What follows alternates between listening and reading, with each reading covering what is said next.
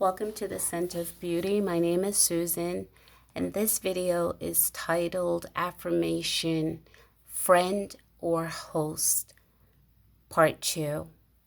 And in the last video, I talked about where we glean our affirmations and how we started needed affirmation externally to deal with internal complexities.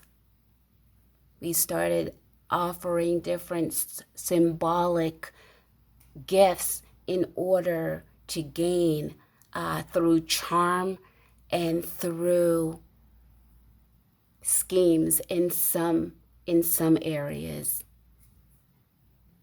to combat feeling that emotion of being scared because of the inability to process, to move through problems, difficulties, and so we found mobility aids.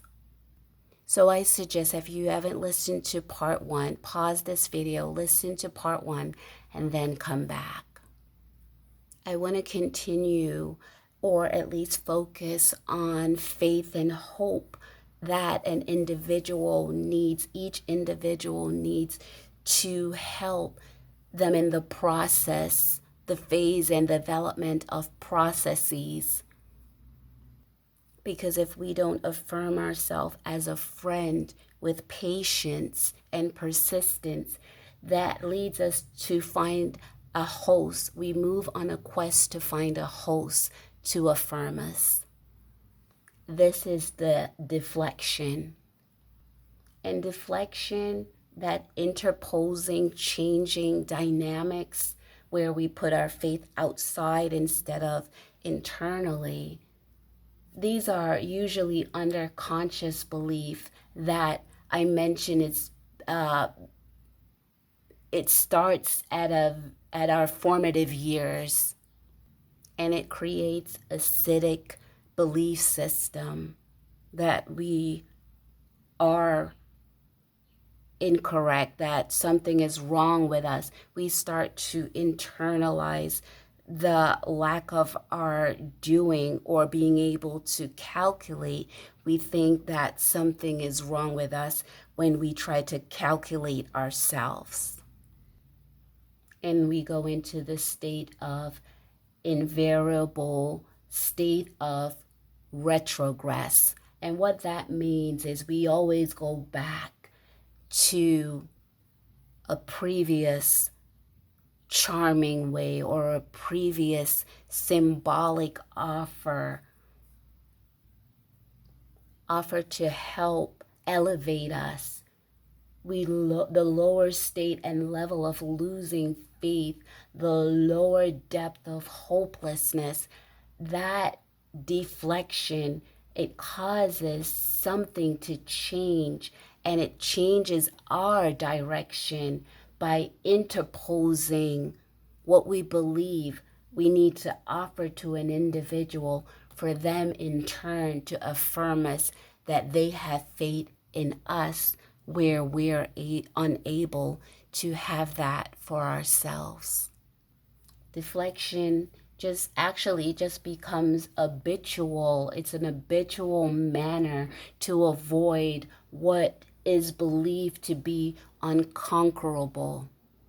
But maybe we just don't know the process, but we could learn.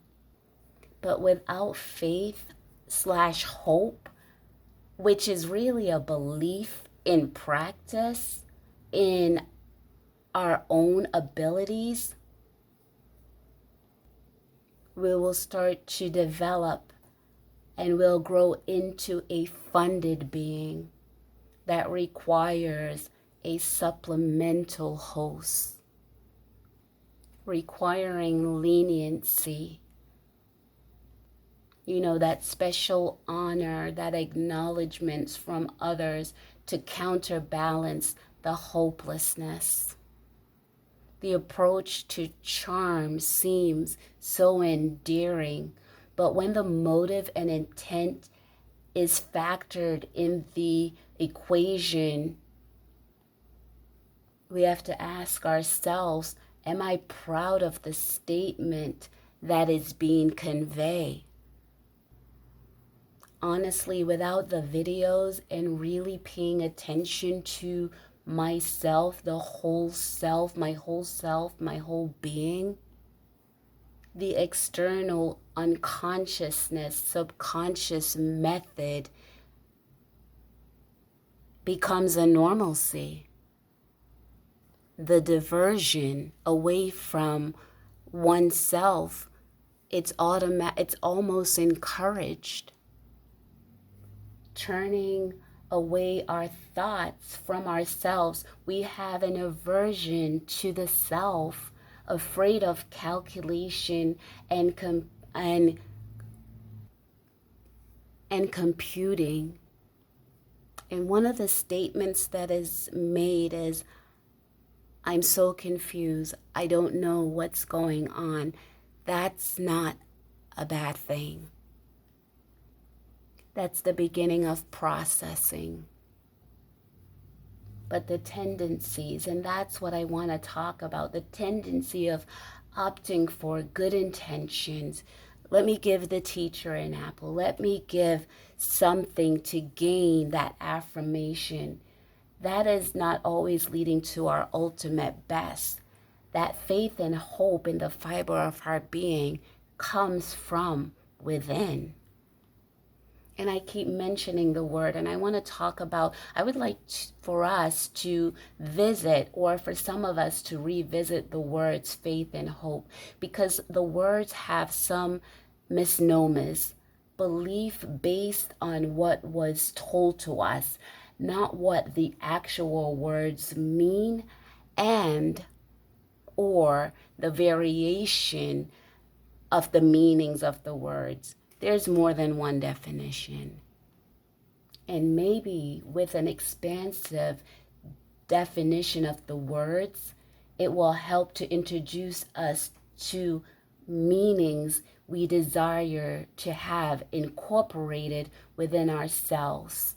You see, these mechanisms, the entire mechanism, I'll say our mechanical mechanism, is systematically designed with faith and hope, constantly moving on our behalf. The blood doesn't stop going through the chamber one way and coming out the other way. Our cell bodies don't get hindered.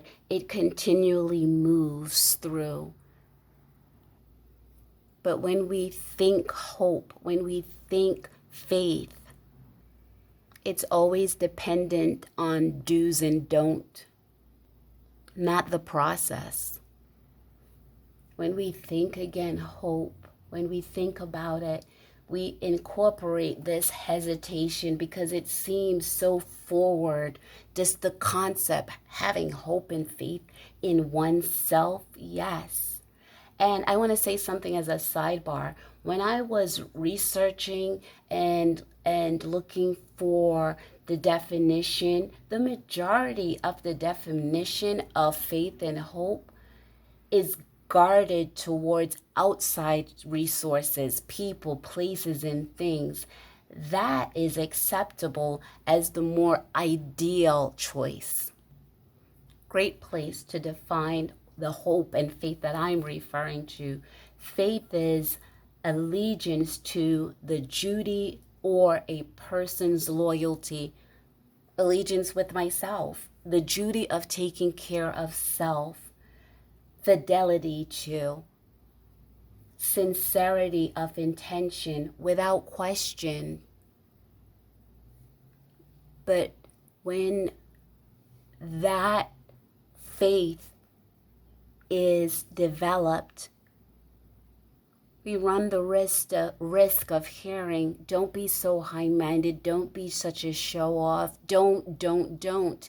And so that keeps us small-minded. And we lose the hope, and the hope that I'm referring to is an optimistic state of mind that is based on an expectation of positive outcome with respect to the events and circumstances. Problems are not a hindrance. They're actually, it helps us. It helps us to be optimistic in a state of mind. That means you could do it, I could do it.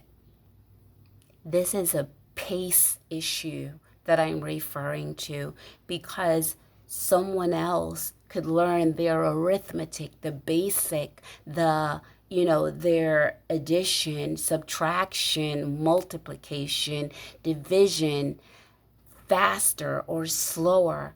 But it doesn't mean that the process changed for any one of us, because the method, the dynamics, the pattern, how to solve these problem and come up with a universal answer, everyone has to learn the process. And that's where we either didn't know or we've forgotten that it's not how fast or how slow, but it's our own pace that will get us there. We lose faith because we compare pace. We lose hope because we compare outcome, how fast an individual was able to get beyond the obstacles that we might struggle with. But giving up is not an option.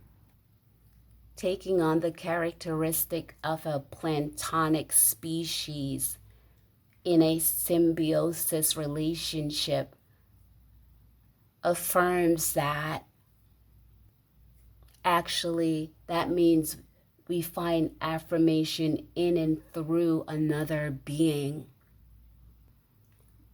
Planktonic species are microscopic, itsy bitsy, tiny. We take on these roles. We dare not say, oh, I'm awesome, I'm amazing, great job, I'm so proud of myself. These affirmations could technically be true, but they're not fostered because the hope and faith is geared towards another individual, the host that we're living in, people that we look to, that we symbolic give our power to. If they don't say it, we remain invisible. And that's dangerous.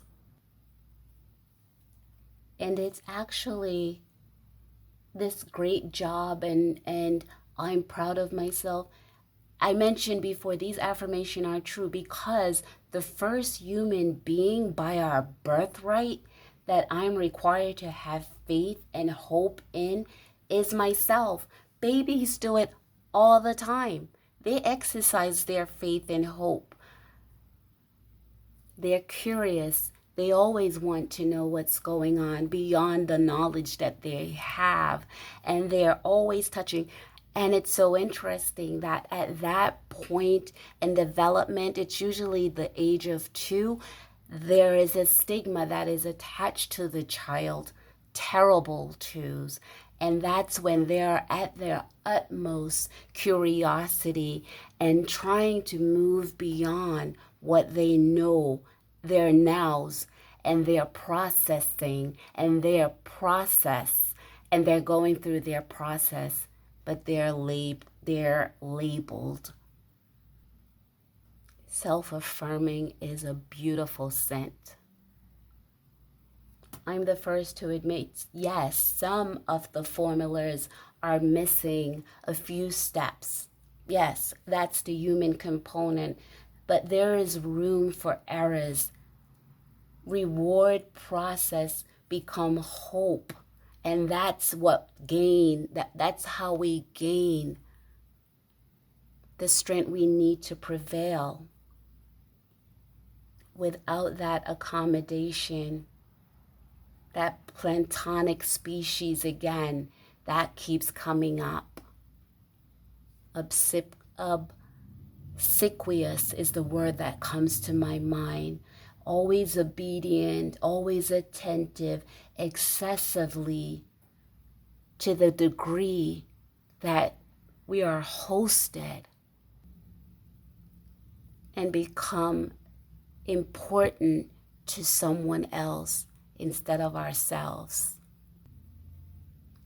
I'm going to end the video here, and I'm going to talk more about planktonic species and how it relates to us in relationship when we look for a host. Because if we don't visit or revisit the word faith and hope, if we can't locate it in our being, we will seek it elsewhere. Thank you. Being obsequious, that attention and obedience excessively, is what I mentioned initially in the first video. That's where all that cluster thoughts come in. But there is another way. We are not planktonic small species. With the faith and hope, we will live large in our own lives, our internal world, and hopefully our external. Welcome again to the Scent of Beauty. Thank you.